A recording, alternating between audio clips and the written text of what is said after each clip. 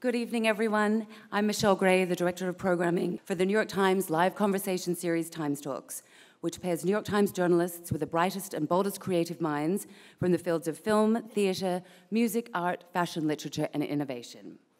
I'm delighted to welcome you to tonight's event with Sir Richard Branson, who, as we all know, needs no introduction at all, but is here this evening to talk about his new book, Finding My Virginity, a New Autobiography, which offers a new paradigm of success, a dynamic, hardworking, prolific entrepreneur who lives a sane, balanced life filled with rich and colorful stories, all while building businesses in mobile, media, fitness, banking, and even the final frontier space. Here to shed more light on Branson is tonight's moderator, Andrew Ross Sorkin, a financial columnist for the New York Times and co-anchor of CNBC's Squawk Box. Please make sure to stop by our book stand at the back after this evening's talk to purchase a signed copy of Branson's book. Without further ado, please join me in giving a very warm welcome to Andrew Ross Sorkin and Sir Richard Branson.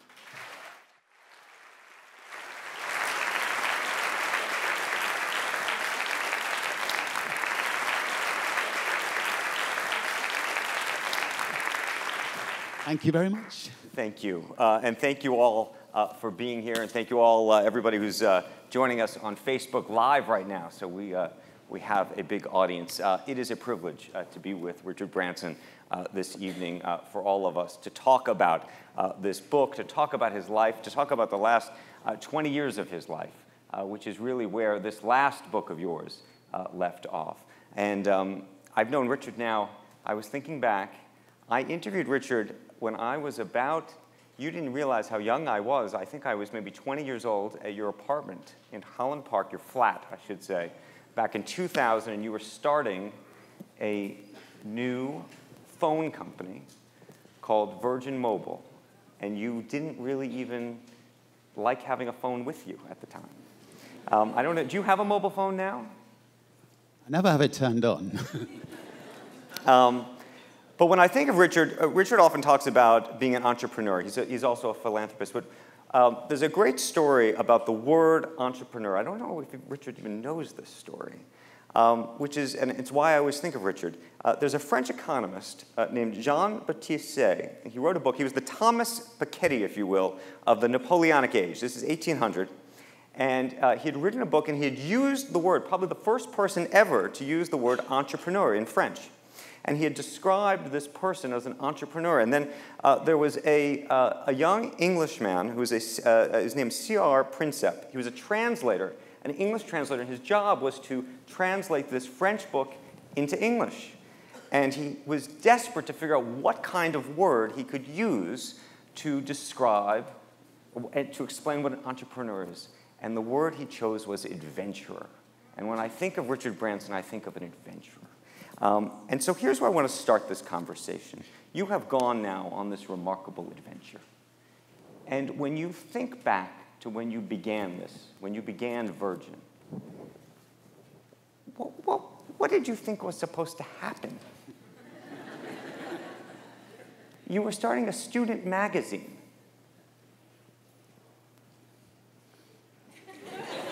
Your turn. Okay. I was brought up to be a polite boy, wait for the others to finish. I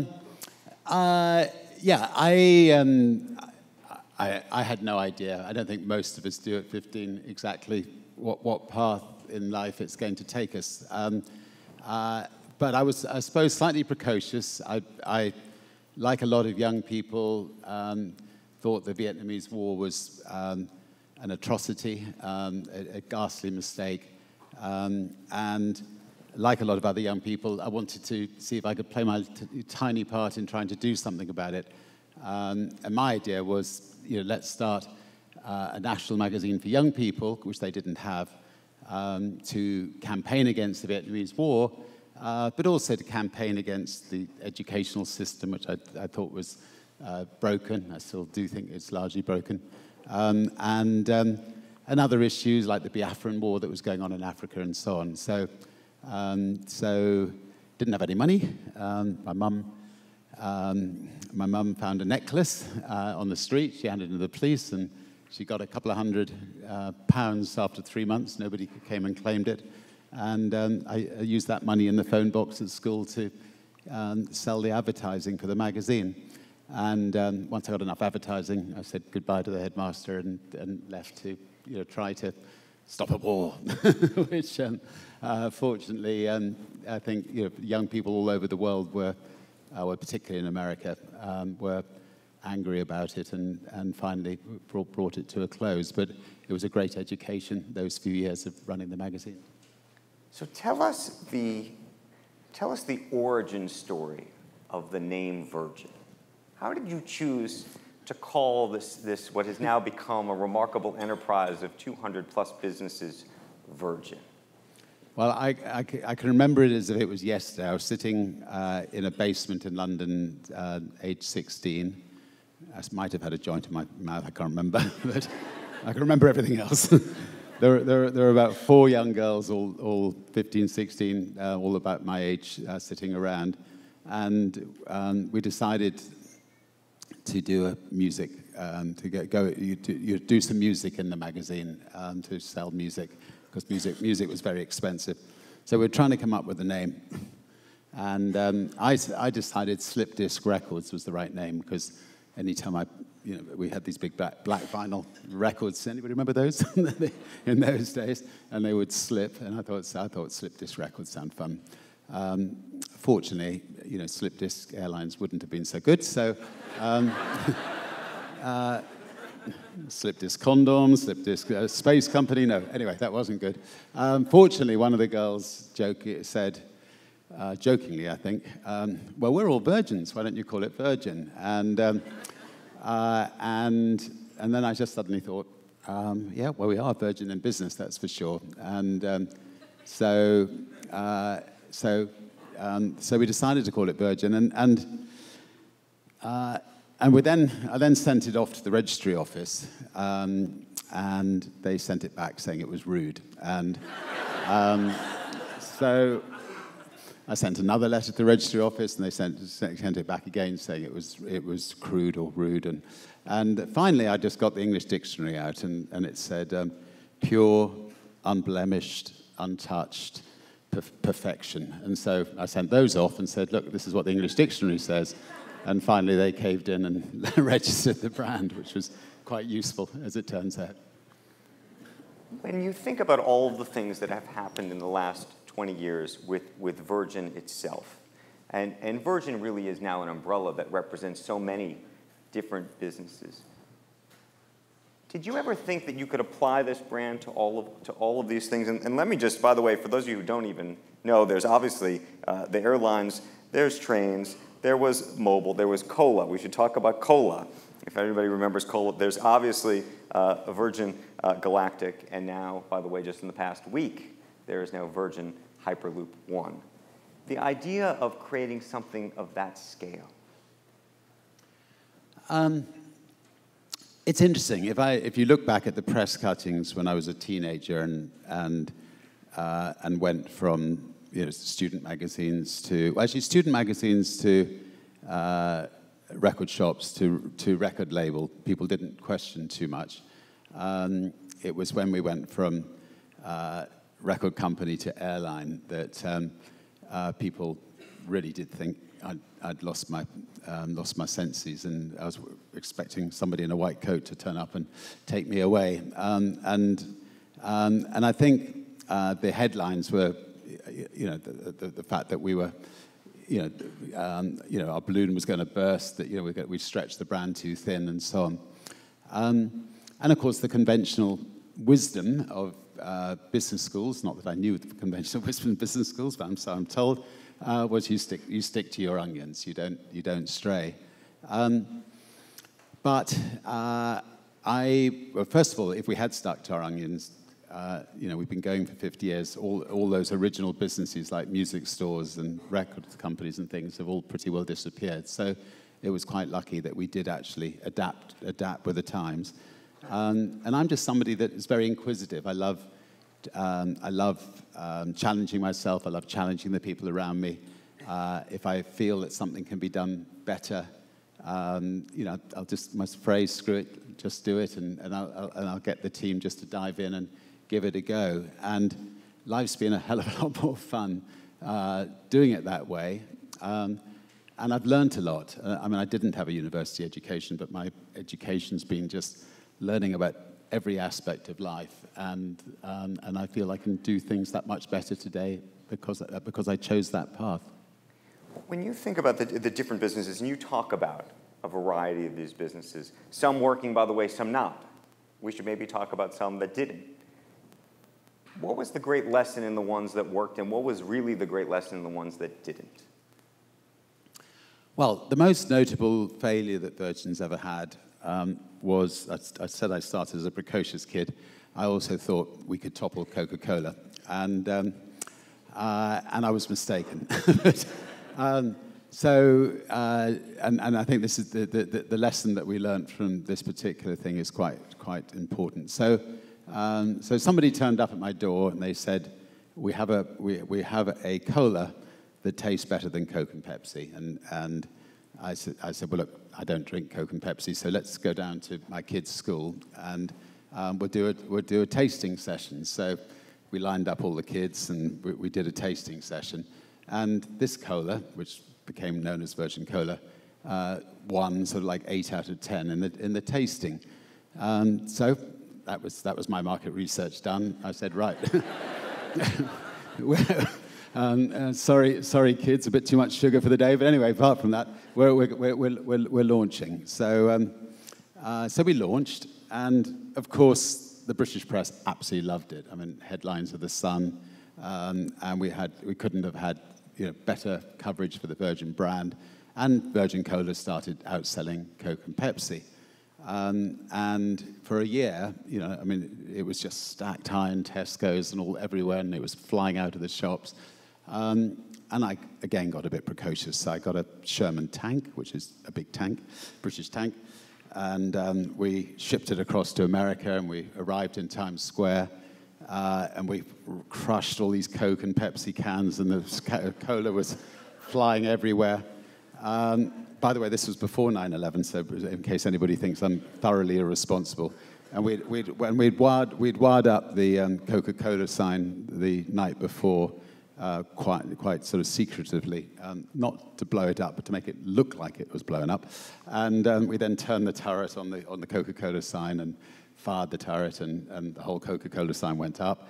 And the policeman didn't look quite so pleased at this stage. But Coke back in Atlanta was certainly not pleased. So what happened, and I only learned what happened 2 years later when my new bank manager at Lloyd's Bank turned up and said that she'd been the lady working at Coke who had crushed us, and she told me how she'd done it. So she was an English lady working at Coke in Atlanta. She went in and saw the president and said, you should take this little Virgin company seriously. That it's like catching on fire in Britain, and it could spread around the world. And I think you should, you just got to stop it. And he told her to shove off. And then a month later, he saw the figures and he called her in, and he said, look, there's a DC-10 on the runway. It's full of money, and it's full of squat teams, and I want you to go to England and squat this company. And we had no idea at the time why suddenly Virgin Cola just disappeared from every single store in England. I mean, it just literally disappeared over the next 2 weeks. And I think Coke and Pepsi are quite good at that.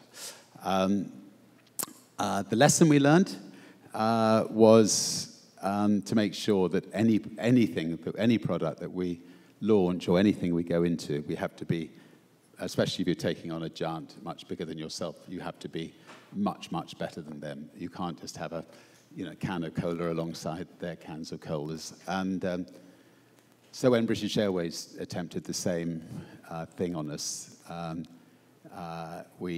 they went to the same sort of extreme lengths to drive Virgin Atlantic out of business. It became known as the Dirty Tricks campaign. They were illegally accessing our computer information. They were, rummaging through my my bins and the bins of a nightclub we owned to see if they could find any needles so they could sell a story to the press and so on. Anyway, when that happened, we took them to court. We won a massive libel damages. It was Christmas time. It was known as the British Airways Christmas bonus. All our staff got it equally, and they were very happy. But we survived, and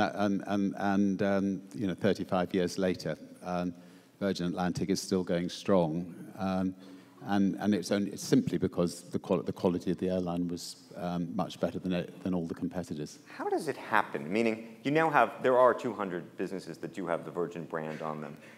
Is it people who come to you with the soda and you have your kids test it? I mean, how does this work? Are you coming up with ideas every day saying, hey guys, let's go do X? Most of the ideas have literally come from frustration, and I think that's the best way for any business to start. You keep your eyes open, you have a notebook in your back pocket, and you get frustrated. I mean, the reason we got into the hotel business. I mean, I've had a few too many drinks. I get to the hotel room. I can't turn the bloody music off. I can't turn the lights off. There's a list of about 300 things that you go through, and this big hotels never get these things right. You're not quite sure how to turn the television on. The Wi-Fi, you just go through hell trying to get the bloody Wi-Fi on, and so it goes on. And so out of frustration, screw that, we'll create the kind of hotel that I want to go to. Obviously, the sort of perhaps better known, and I suspect quite a few people know this story, but I'm going to tell it anyway, it's fun, was when I'd been away from home. I was 28 years old, and I was trying to get back to the Virgin Islands. And I hadn't seen my lovely lady for 3 weeks, and American Airlines tell me that they're going to bump us all because they don't have enough passengers. And the 50 passengers that were there were obviously all distraught. They wanted to get to see their loved ones that night. So I went to the back of the airport, I hired a plane, borrowed a blackboard, and wrote Virgin Airlines as a joke, $39 one way to the BVI, and I filled up my first plane. And as we got into the BVI, the person on my left just tapped me on the shoulder and said, sharpen up the service a bit and you can be in the airline business. So it got me thinking. Airlines do bump you. They're not very, anyway, they were awful, absolutely dreadful in those days. And so the next day I rang up Boeing and I said, this is Richard Branson. I have a record company. I've got the Rolling Stones. I've got the Sex Pistols. I've got Phil Collins, Janet Jackson. Anyway, I'd like to buy a second-hand 747, please. And there was a long pause, and there was this lovely old man called R.J. Wilson on the other end of the phone, and he said, well, normally, Richard, I'd find an excuse to put the phone down on you, but you sound very enthusiastic. So I will send somebody to come and see you. But he said, I just want to make one recommendation. If you really seriously are going to go into the airline business, for God's sake, do not use the name Virgin. He said, people will assume your airline's not going to go the whole way, and so you just change the name.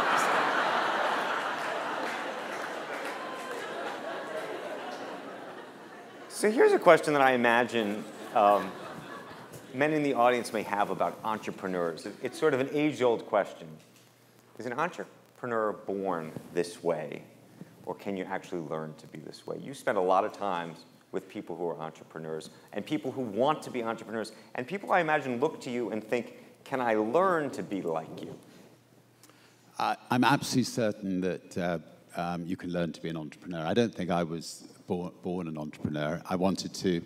I mean, you've got to remember, as I said earlier, what an entrepreneur is. It's simply somebody seeing a gap in the market and creating something to make other people's lives better. Now, anybody can see that opportunity, and anybody can try to do that. And the best way of learning to do it is to do it. I mean, being taught it is tough, but the best way is just dive in the jungle and give it a go. And so when I started that magazine all those years ago, I didn't know what the name entrepreneur was. I didn't even know what business people were. I just wanted to be an editor. I wanted to run a magazine. The entrepreneur aspect was just so I could be an editor and make sure the magazine survived. And I had to be inventive. I mean, I didn't have any money, so if I wanted to, because the main idea of the magazine was to campaign against the Vietnamese War, if I wanted to get young journalists to Vietnam, I had to come up with clever tricks. So I remember ringing up the Daily Mirror, an English newspaper, and saying, I've got a 16-year-old called Julian Mannion, who people may have heard of, because he went on to become the ITN war correspondent. Anyway, I've got a 16-year-old Julian Mannion, who I'm going to send to Vietnam to report for Student Magazine. I think you should do articles on him because he's 16 years old. But I also think you should pay for his trip there and pay for his trip back. And anyway, so we managed to finesse it. So you learn to bullshit early on in order to get things like that done as well. So we have a gentleman who is now the President of the United States, who happens to have started his career being an entrepreneur of sorts, and very good at getting publicity, by the way. You talk in your book about a time when you spent some time with the Donald, when he was the Donald. What happened during this meal of yours? I've got to leave some of these stories for them to buy the book. If I tell all these stories, they're not going to buy the book. I mean, well, it was one of the most bizarre meals I've ever had in my life. I had never met him before in my life. He was good enough to invite me to lunch. I assumed that he had invited me to lunch for a good reason. I was in New York, so I said yes. This is mid-1990s. Yeah. So I went to lunch, and we sit down, just the two of us, and very quickly he starts talking about his latest bankrupt company, and how he'd rung up 5 or 6 people to get financial help, and how these people had turned him down. And then he said, my life's mission is going to be to destroy these people.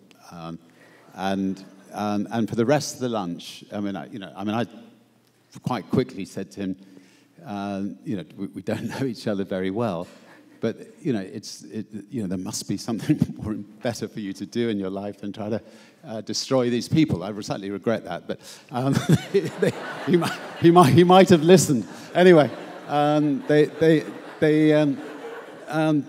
but anyway, so but that was the gist. I mean, at the end of the lunch, I left and thought it was the most bizarre lunch. I mean, I sort of by the end of it, I was expecting him to say, and Richard, maybe I could have a loan myself, and you're going to be the 6th person if you say no, but he didn't. Anyway, so and I was going down the lift afterwards, and I just thought, I hadn't made a feature film since George Orwell's 1984, back in 1984, and I thought I might get the film company going again and make a film about this slightly megalomaniac businessman who's out to destroy these 5 or 6 people and how he does it. And but nobody would believe the story, so I decided to give it a miss.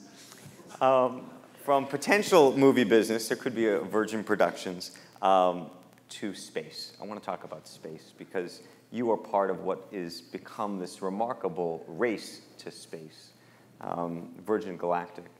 And obviously, there is Elon Musk on one side doing something, and then there is Jeff Bezos doing his thing. The story of how you decided you wanted to get into space is fascinating, in part because one of your colleagues happened to go into the wrong hangar in California. What happened? Yeah, so, I mean, slightly before that, I'd seen the moon landing as a really young kid, and yes, I always wanted to go to space, but then switch the clock a long way further forward. We decided to build a plane called the Virgin Atlantic Global Flyer, made of 100% carbon composite materials, to try to show Boeing and Airbus that building planes out of carbon composite was the future, and that we could reduce fuel and carbon output dramatically by doing so. So we'd built this wonderful plane. Steve Fossett was to fly it. I was the reserve pilot. Being the reserve pilot, I was quite slightly nervous because I could only fly a balloon, not a plane, but it's another story. But anyway, so we made sure he had his vitamins every morning and kept him well. But anyway, so we had the plane there, and it was in one of the hangars, and a friend of mine went to see it, and he opened the wrong door, and there's a genius called Bert Rutan who was involved in building the Virgin Atlantic Global Flyer, but he also had a very secretive project going on to try to win the X Prize. And so I get a call saying, Richard, forget the fucking Virgin Atlantic Global Flyer. There's something far more exciting here. And so I flew out, and I met Bert, and I met Paul Allen, who was funding it, and I said, look, we'd love to be involved in this project, and they let us in, and then when Spaceship One won the X Prize, which was for 2 flights within 2 weeks into space, without passengers, I went to Paul and said, why don't we work together to build a space line? And Paul, Paul's dream is he loves technological breakthroughs. He's just not interested in, say, running a space line, and so he said, I want to put it in the Smithsonian. And so I said, well, we're going to build a space line. Maybe we could borrow, 1 or 2 bits of the technology from Spaceship One, which he agreed. And then that was about 12 years ago, and we've had 12 tough, fascinating years. There's been tears, there's been joy, and we're finally, on the brink of fulfilling a long dream. And of course, we spent quite a bit of the book writing about the ups and downs of that. Let's talk about one of the downs, and then I'm hoping you'll tell us where we are in terms of the brink. The biggest down, of course, was the crash. Tell us about that day. So I was actually on the phone to my son, who was training in the centrifuge in just outside Philadelphia for his space flight of maybe 6 months or 9 months away. When I got a note from George Whiteside, who runs our spaceship company, saying it's been a bad day and we think we've lost the spaceship. And yeah, it's a ghastly, awful feeling. And so I'd been in the airline business for 33 years. If I ever, fortunately with 3 airlines and no incidents, but if I ever get calls after midnight, again, you still get that slightly worried feeling. But I knew that, if there ever was an incident anywhere in the world, the first thing you have to do as the airline owner is get on a plane, get to the scene of the accident as fast as you possibly can, be with all your people, and confront it, find out what's gone wrong, and deal with it. And so, I went to Mojave, and fortunately, we'd had cameras on board, and we found out that one of the test pilots had made a tiny error, which actually cost him his life. So we knew that the spaceship and the mothership was sound, and so I was able to talk to the 700 engineers who'd seen the accident, who were all feeling ghastly because, they weren't to know whether it was their fault or not, to reassure them that it wasn't, and, to ask them whether they felt we should continue. With one voice, they said we should. You never know. Some people are religious, some people are not religious. People deal with these things in different ways. But we decided just to all get down on the floor and have a massive hug. So 700 men hugging and a few tears. And then we talked to the astronauts, and almost with one voice, they stuck with the program. And then, obviously, you then have to deal with the press and the outside world, and by and large, in my lifetime, the press have been, thoroughly decent. They do a good job. They're investigative, and that's what they're there for.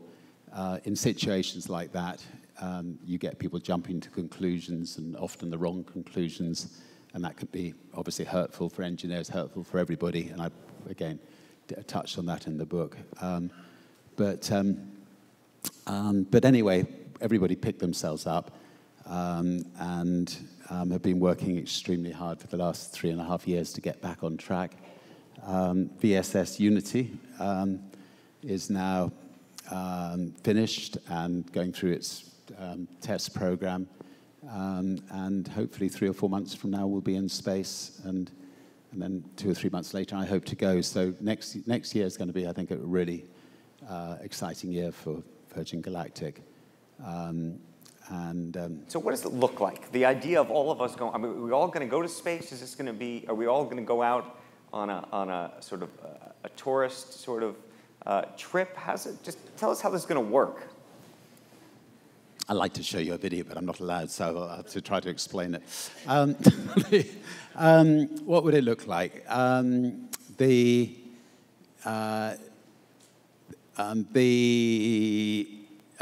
So there's different stages. First of all, so there's 3 of us. There's ourselves. There's Jeff Bezos, and there's Elon. And we're all doing slightly different things. Elon is doing something which is, to be absolutely admired. He's determined to get to Mars. And that is that sort of moonshot landing that Kennedy went for many years ago. And knowing Elon, he'll pull it off. Jeff and myself are more fixated on Earth, and a belief that this beautiful Earth we live on is incredibly precious, and space can actually help this Earth in many different ways. So we have another company called Virgin Orbital, which, again, in about March of next year, will send rockets into orbit, traveling at 18,500 miles an hour around the Earth, and they'll be dropping off a massive array of satellites around the Earth. And we have a company called OneWeb that we started with Greg Weiler, which will help connect the 4 billion people who are not connected. And again, space is, plays a very, very important part in that. And then, we'll try to, only 500 people have been to space in the history of space travel, including the Chinese, the Russians, the Americans, and so on, the Brits. We think that we'll be able to take, in my lifetime, thousands of people to space. And people who go to space, they look back at this beautiful Earth, and they come back, determined to do even more to look after it, and apart from having the experience of a lifetime. How many people in this room would like to go to space? Anyway, good crowd. There you go. So I do think that I think quite something like 50% of any audience, maybe slightly more, would love the chance to go to space if we can deliver a safe spaceship company. Jeff, you and Elon occasionally talk smack about each other. You talk about this in the book. Cool. I'm using the word smack. You know, little trash talking. Elon said this. You said he said that it was misquoted, but you quoted him anyway in the book, saying, "I like Richard, and I think he's doing cool things, but technology is not really his whack." And he's absolutely right. I mean, he says he didn't say it quite like that, but it's not. And I think. So where did this come from? That's what what I want to understand. I mean, also, you know, I can't engineer 747s or fly 747s. I mean, so what I think I'm good at is finding wonderful people who can do these things. And I think I'm perhaps good at inspiring people and keeping people, you know, so the fact that I can't change a sparking plug doesn't necessarily mean I can't run a spaceship company. I want to pivot. They still have sparking plugs. I don't know. Maybe not. I want to pivot. I want to pivot to a different side of your life, which is the philanthropic side of your life, because I think something changed for you. Around 2004, 5, or 6, I don't know. We started talking a little bit again in 2007 and 8. I will show this video because I want to show something, because this is what, despite all the business stuff you spend your time on, this is what I think has consumed a lot of your mind share these days. So let's just show what Richard's been up to, a couple of big projects, and then talk about them.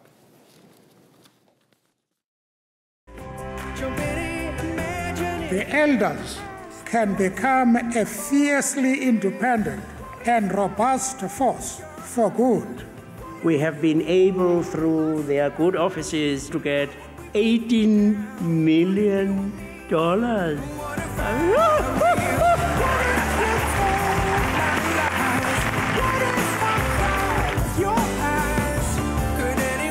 What we're all about is helping create good, viable business opportunities out of carbon emission mitigation. To the ones who make it better, find together, I gotta touch the other side. What if all that it took to save our lives together was to rise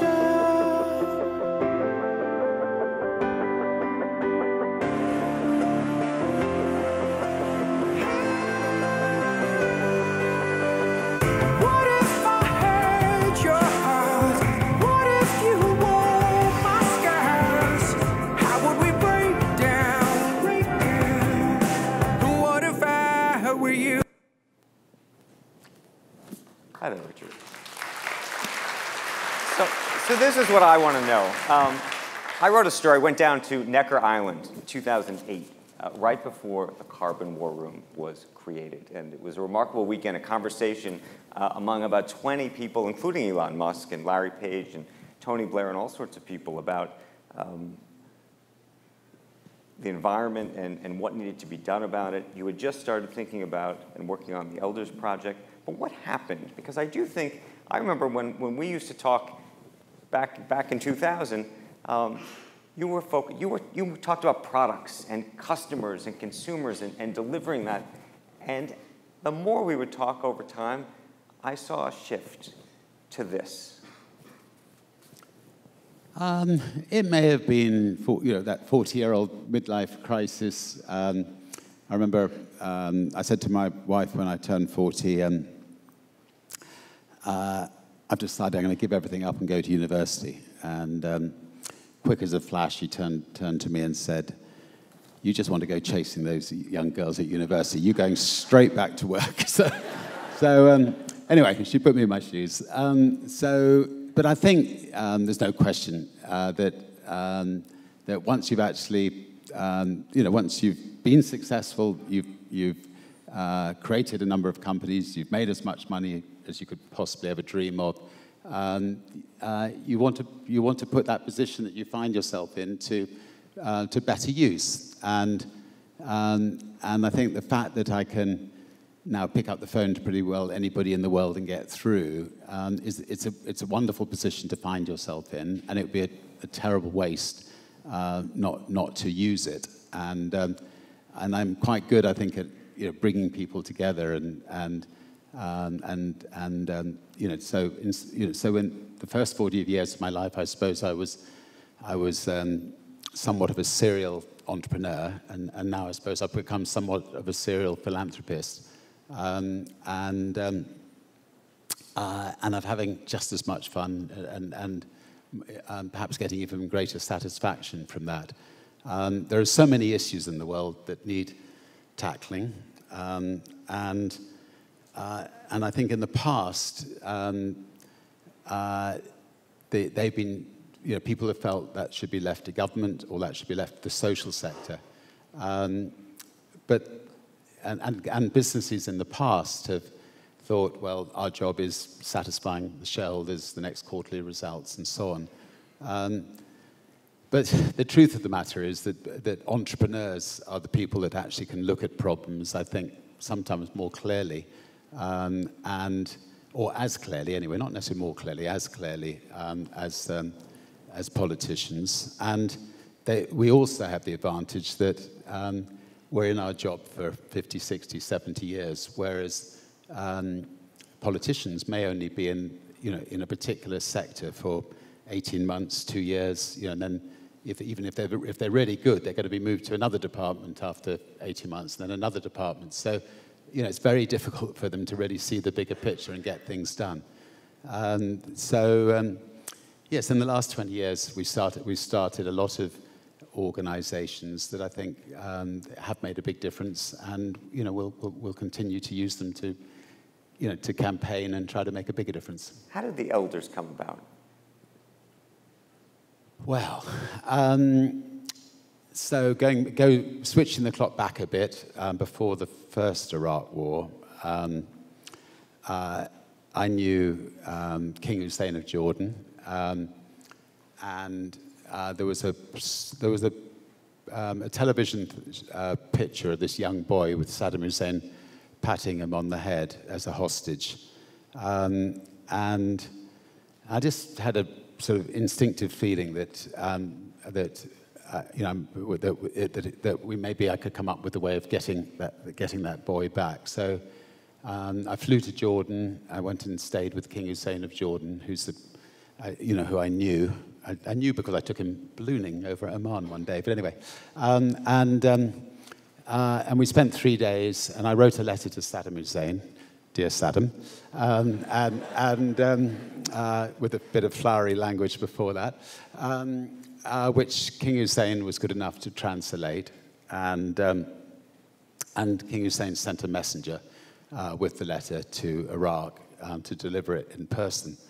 I then flew back to England, and when I got back to England, I got a call from King Hussein saying that Saddam Hussein would be happy for you to fly out, and he's willing to hand over the young lad, any old hostages, and I'd said in the letter that I would bring medical supplies because they'd been shut off from the outside world for some time in return, and it was an incredible experience. First of all, we looked for volunteers at Virgin Atlantic. We only had, I think, 3 planes at the time. And then we took off, and we were flying to Baghdad, where no plane had been since the British Airways plane had last landed when it had been blown up the end of the runway. And as we were coming into land, it was only 2 minutes before landing, they switched on all the lights. And this airport, which is bigger than Heathrow, we taxied in. Saddam Hussein came to the airport with the hostages, and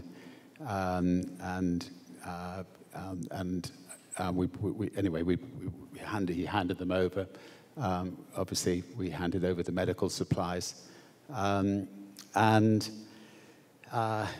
when everybody was back on the plane, the doors were closed. We'd made sure that nobody had shoved any nasty-looking things which could have been bombs onto the plane. We threw all the last bags of rubbish off the plane.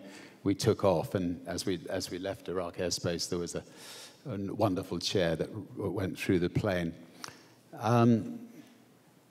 So then switch the clock forward a little while. George Bush Jr.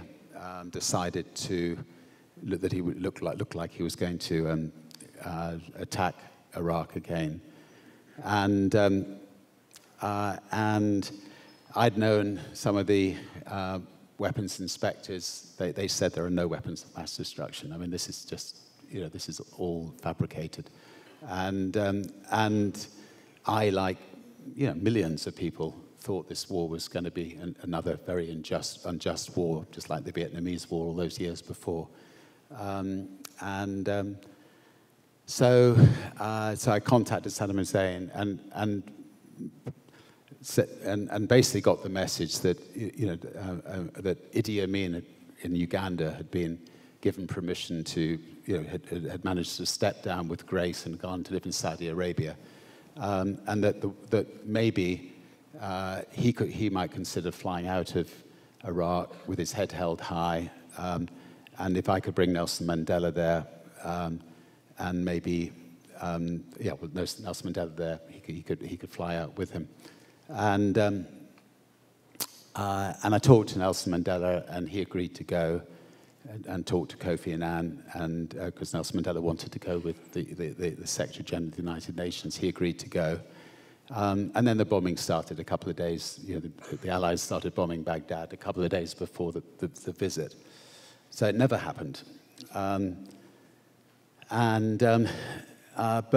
what it said to me was there must be situations in the world like this where if you could have a group of wise men and women, well respected in the world, that Nelson Mandela could give his blessing to while he was still alive, and in fact appoint, then they could live on, his legacy could live on, and Mandela agreed to be the founding elder, and Gracia Machel, his wife, as well. And they appointed President Carter from America, Archbishop Tutu, Kofi Annan, Ella Batt, Mary Robinson. Anyway, it was a wonderful group of Gro Holland Brundtland of women and men. And over the last 10 years, they've been into conflict regions. They've managed to resolve one or two conflicts. They've spoken out on issues like climate change. They've set up organizations like Girls Not Brides. They're, I think, they've been through three. It was Mandela, and then it was Archbishop Tutu with all his humor cheering them. Now it's Kofi Annan. So obviously we all sit at their feet, and there's a group of us who try to help them as best we can, and it's obviously a real privilege. I'll have a final question for me, and then I want to open up to the audience and to everybody on Facebook. So we're going to bring on the questions. There is a large question in this country, and I would argue all over the world, about capitalism. And in many ways, you have represented capitalism as an entrepreneur in one part of your life. And now you are pursuing this philanthropic side of your life as well. When you look at what's happened in this country, what's happened in the UK, when you see the distribution of wealth and how it's all worked, do you look back at your career, do you look at capitalism and say, it's great and it's working? Do you say that it could work better? Do you think about how it could work? What is your take on how we should think about all of this?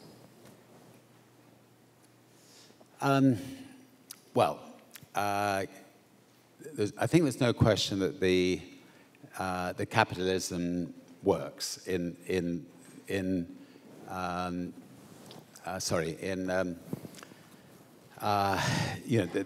alternative, which is communism or socialism, have certainly got, I think, greater flaws. But capitalism ideally needs benevolent capitalists who do not end up using their money just on massive, bigger and bigger yachts and enormous amounts of personal toys, but actually use that capitalism to to create jobs or tackle problems in this world. But having said that, I think there's no question that taxes should be a lot higher on people who are making enormous amounts of wealth. And I think that there should be a basic income for everybody in a country, and a great advocate of that. And I think as AI becomes more prevalent, it's going to be all the more important that there is a basic income. I think people are going to have to get used to the idea of spending more time with holidays and leisure, but they've got to have some money to be able to do that, and so the wealth needs to be distributed around more. But I don't think I don't think we can lose the basis of thousands of entrepreneurs out there fighting to solve this problem, to solve that problem, and to effectively improve the lives of everyone. Okay. We have runners, I believe, mics in the audience, so let's see if we can get some questions going. Why don't we go to the seats in the back first, right? Oh, they're right here. So what? Yeah, okay. We're going to make this a little bit easier. You're already out of mic. Go. All right. Good evening, Richard. What I want to know, what have the fear of failure? A lot of people don't start as entrepreneurs. You failed at a lot of things, and you've won at a lot of things. How have you used failure to continue to do bigger and better things in entrepreneurship?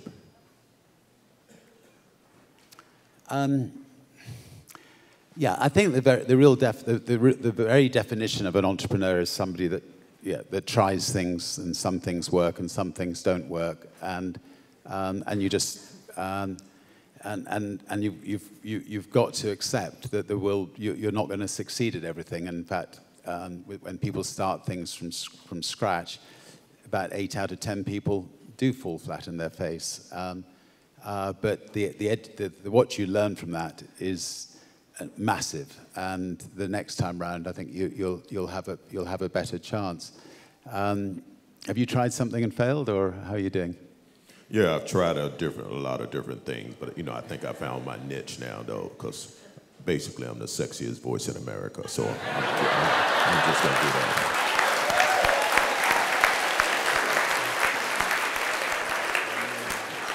that. Everybody laughed, and I couldn't hear what he said. So what? Tell me. You got to keep quiet. Let him say it again. Yes, I've failed at a lot of different things, but it's only when I focused on what my true gift was, and that was the ability to speak and having the sexiest voice in America. Well, instead of being, what's that guy that is on the TV, America's most something man? Most interesting man. You've got to be America's most sexy voice man. So, So get out and promote yourself as that. It sounds great, and you look great as well. You're going to win everybody. All right, thank you. Thank you. Okay, we got a lot of people with a lot of questions, so we're going to try to go fast. Go over here. Hey, Richard. My name is Frank Dembo. I'm a programmer and entrepreneur. So I have a question for you and an ask. So I'm from New York, but I actually live in Puerto Rico now, and obviously our island got hit pretty badly, and I know yours as well. I'm curious about opportunities for technology to help solve some of the disaster relief problems that we had, and I'm sure you had as well. And then our ask is we have millions of pounds of aid stuck in the States, so if you have an extra plane space for us to travel stuff down, we'd really appreciate it.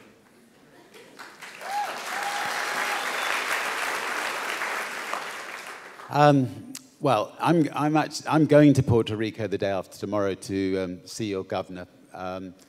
And when the Virgin Islands were first hit, we had a couple of weeks where we were just desperate for clean water, for food, and for tarpaulins, and Puerto Rico came to our rescue. So basically, I'm going there just to thank him. I got a little bit of room on the plane, so maybe I don't know. We're going to be able to pull this one off quick enough. But anyway, any stuff in Miami? We have stuff in Miami and Tampa. All right. So maybe afterwards we could have a quick word. That'd be great. Sure. Yeah. Thank you. Okay, we're making deals. Hi, Richard. Allison Park. Can somebody make sure we connect? Okay. Allison Park. I'm also an entrepreneur, and just wondering for you, is there any specific tool that you use or any kind of mental way to game your own thoughts when you find yourself faced with uncertainty or a little hesitation or something, when you know you want to take on a big project or are looking at something that you're really excited to do, but you find that hesitation?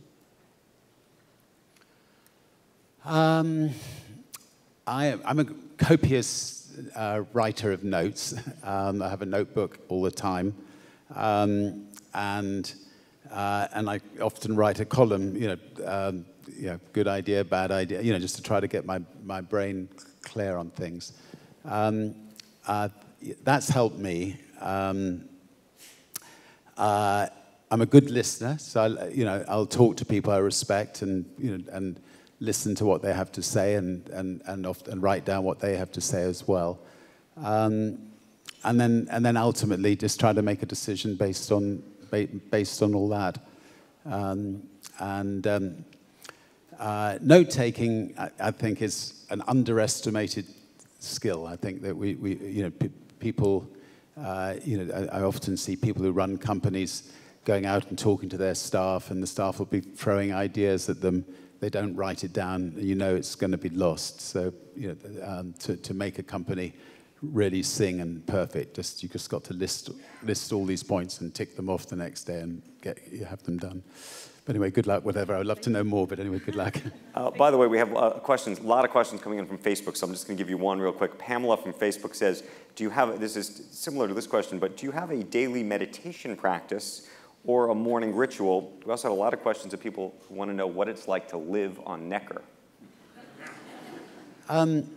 My son has just got into meditation, and it's done him a lot of good. I've always was slightly skeptical about it, but having seen how much he's benefited from it, and I made the mistake. I don't normally take calls. I took a call, and then he gave me my first half-hour lesson, and my mind was just still thinking about that call, so I didn't get there. But meditation, I mean, people who've managed to break through and teach themselves meditation, it really helps people. So, what was the question about Necker? Just living on Necker. Living on Necker. That's where you live. How many days a year are you on Necker? Oh, I'm there as much as I can. Necker, I'm very lucky. It's heaven on earth. I found it when I was about 27, chasing the same lady that I talked about earlier, and that was 40 years ago, and she's been my wife now for 40 years, and fell in love with it. It was a little jewel with just one palm tree, nothing on it, and we turned it into a Garden of Eden. Right now, it's a Garden of Eden that looks like it's been hit by a nuclear bomb, but we're lucky. We'll be able to make it beautiful again, and our real challenge is to try to make the whole Caribbean beautiful again. And we're working quite hard with the World Bank and IMF, etc., and trying to get the Caribbean back on its feet. And and for anybody who says that climate change is a hoax, they're very welcome to come and stay on Necker Island for a few days. Because, well, actually not.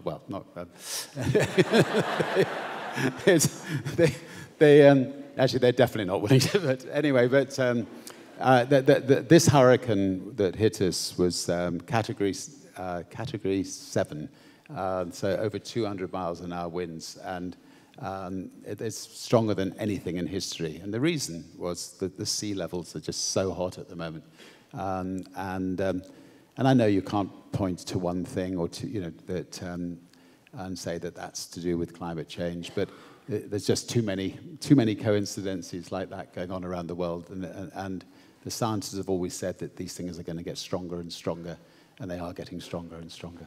We have a question over here.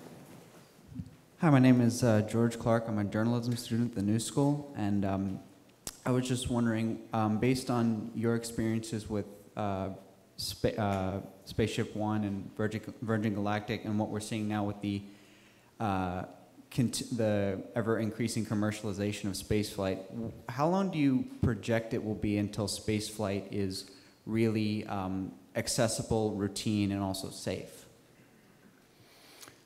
I think space flight is roughly where commercial air travel was back in the 1930s.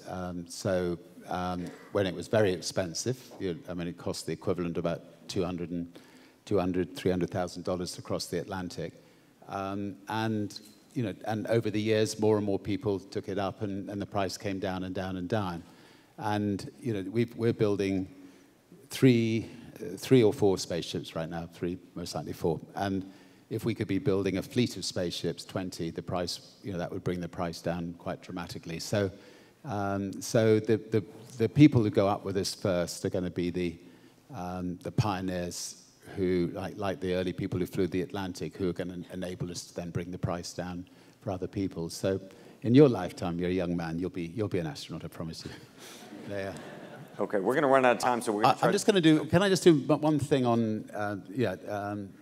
No, a drug policy. Just one quick thing before we ask the next question, because in America you've now got this the biggest heroin epidemic ever. There are more people dying, I believe, per year than died in the Vietnamese War from heroin overdoses, and I suspect a lot of it was from prescription drugs that had then switched people on. And I'm part of something called the Global Drug Commission, which has a wonderful group of 15 ex-presidents, and we've done a lot of research into this. And the answer is so clear-cut, and anything anybody with any influence in America can do to try to persuade people in the right way forward would be great.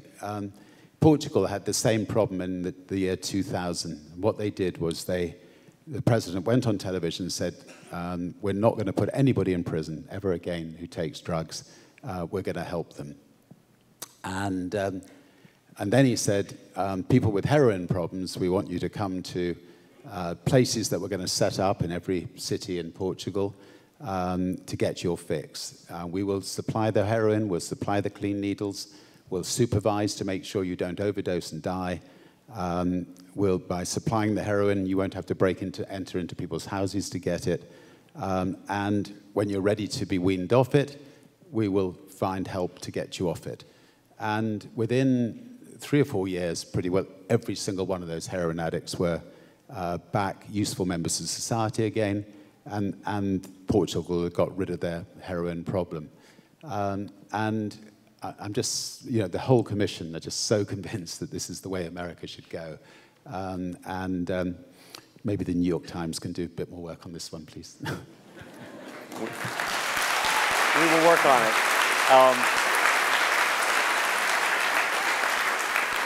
But I got a little countdown clock, and we literally have 2 minutes left, so we're going to do sort of the speed round version for both. Sir. Hi, Ty Francis. Hi, Sir Richard. So, for the first time in, I think, history, 5 generations of people are working for one company. Grandparents are reporting to their granddaughters and grandsons. How do you continue to go from this magazine to... How the hell did you get that? I didn't know any existed. I've got another one for you if you want it. From that magazine to Hyperloop, how do you continue to motivate and engage 5 different cultures of people? I think it's the very fact that we are reinventing ourselves all the time that makes Virgin just a real fun company to work for. The people that were designing our new hotels are now designing our Virgin Voyages cruise ships. The people who are doing the Virgin Voyages cruise ships are helping out in Hyperloop, and so each it's just a fun company. I mean, some designers are doing spaceships, and the same people that were doing the train company before. So we're lucky. We've got enough excitement to attract the best, I think. And yes, I'd love to have one of those magazines. You got it. I'll sign the other one. Okay. Come backstage afterwards. We'll sort it. Great. Thank you. Okay. And tell me where you got them. Over here, sir. Hi, Sir Richard. Thank you for for the time you're giving us tonight. Just going back to your early years when you really started out, your more lean years, was there a formula that you used to get started, to get your company started, to sort of propel it from, starting from nothing into something? Did you hire people? Did you do it all yourself? I certainly didn't do it all myself because I'm dyslexic and therefore I just had to delegate because I wouldn't have been capable of doing it myself. I think one thing we haven't discussed on stage today is marketing and using myself to try to get the message out. And flew across the Atlantic in a balloon and the Pacific in a balloon and tried to fly around the world in balloons. And I sank crossing the Atlantic in boats and I climbed mountains. And anyway, I had a lot of fun. And at the back of the book, there's 76 ways that I nearly killed myself. But it did add to the sort of sexiness of the Virgin brand. And I'm just lucky that I'm able to sit down and talk to my grandchildren about the stories rather than them having to read about the one that went even really horribly wrong. My wife, before I went to set off on my adventures, oh God, I can't remember what I've said today already. I've been on a book tour today, but she said there's two. Stop me if I've told this. You haven't told it. I haven't. Thank you. There's two things. If you're going to be stupid enough to go off and try to kill yourself, she said this almost every time I tried to go off and kill myself. Number one, I'm not coming to your funeral. And number two, here's the piece of paper to make it absolutely clear the island is mine.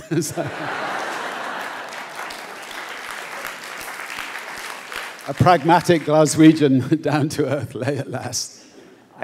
I think on that note, we're going to have to leave the conversation there, Richard. It has been a tremendous conversation. I apologize. I know so many people here have been waiting for questions. Perhaps maybe we can sort something out afterwards. But it has been a privilege to have you. Thank you for the conversation. Thank you very much. Thank you for the questions.